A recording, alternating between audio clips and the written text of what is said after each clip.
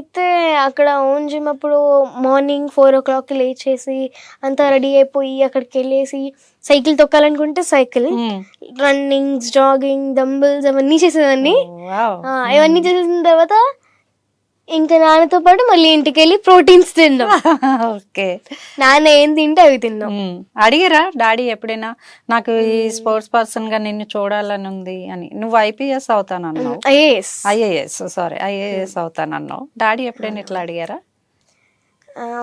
నాకు ఆల్రెడీ ఆ గోల్ ఉందని తెలిసిన తర్వాత ఇంకెప్పుడు అడగలేదు నన్ను. ఐఏఎస్ అంటే అంత ఈజీ కాదు, మరి ఎట్లా ప్రిపేర్ అవుదాం అనుకుంటున్నావు ఏంటి? అంటే ఇంట్లో ఒక లాయర్ ఉన్నారు కాబట్టి నీ ప్రాబ్లం లేదు. చాలా కష్టపడాల్సి ఉంటుంది, చాలా చదవాల్సి ఉంటుంది. ఎట్లా నువ్వు అంటే ఇప్పటి నుంచే అనుకుంటున్నావు, ఎందుకంటే నీకు ఇప్పటి నుంచి చాలా తెలివితేటలు ఉన్నాయి. నీ ఫ్యాషన్ ఏంటో కూడా నువ్వు చెప్పేసావు కాబట్టి ఎలా ఫ్యూచర్? యాక్చువల్లీ యాక్టింగ్ అనేది కూడా ఐఏఎస్ తో మనం కంపేర్ చేయొచ్చు. ఎలా అంటే ఇప్పుడు నేను చెప్పాను, ఫర్ ఎగ్జాంపుల్ మొన్ననే వెళ్ళానని చెప్పాను.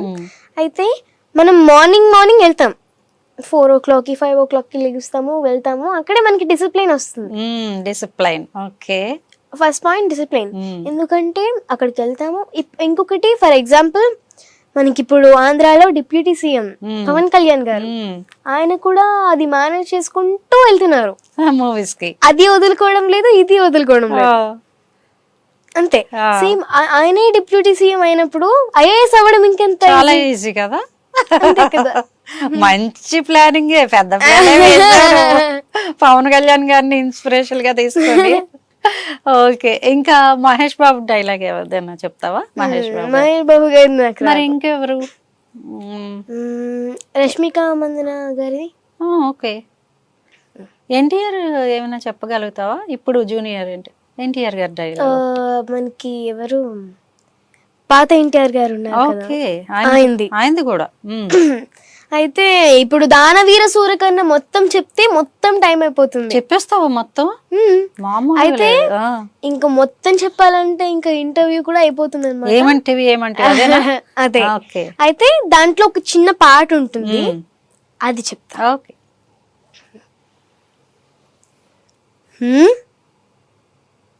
ఏమి వర్తమానము,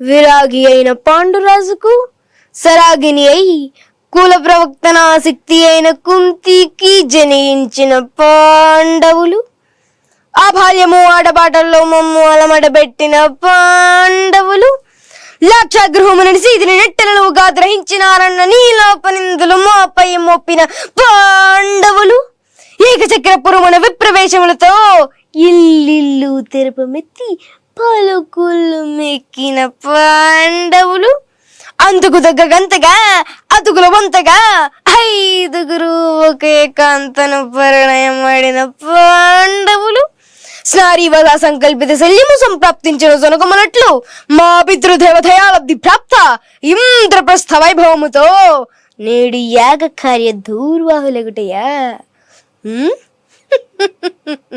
నారద ప్రేరణమున తమ తండ్రిని యమలోకము నుండి స్వర్గలోకమును చేర్చుట దినియాంతర్యమట. ఏమి కల్పనా చాతుర్యము, ఏమి కల్పనా చాతుర్యము. ఆయనను కుంతిలోన స్వర్గ నరకాధిపతులెరువురు పాండురాజుని తమ్ములే కదా. ఆయన ఎందున్నను జరుగునదేమి లోపమేమి. అయ్యారే సకల రాజన్యలోకము సహాయనాథములు సల్ప భారతీ సుభాషిషులతో పరిపాలన సాగించడి మాకుగా సార్వభౌమత్వం సాగించగోరడి పాండవుల దుష్ప్రయత్నమైది. రారాజుతో రాజు కావాలనడి ధర్మజుని దుస్తంత్రమైది.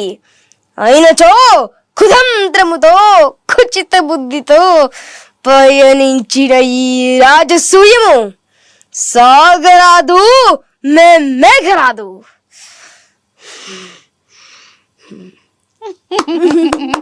విత్ ఎక్స్ప్రెషన్స్, బాడీ లాంగ్వేజ్ మొత్తం ఎన్టీఆర్ గారిని చూపించాం మొత్తానికి.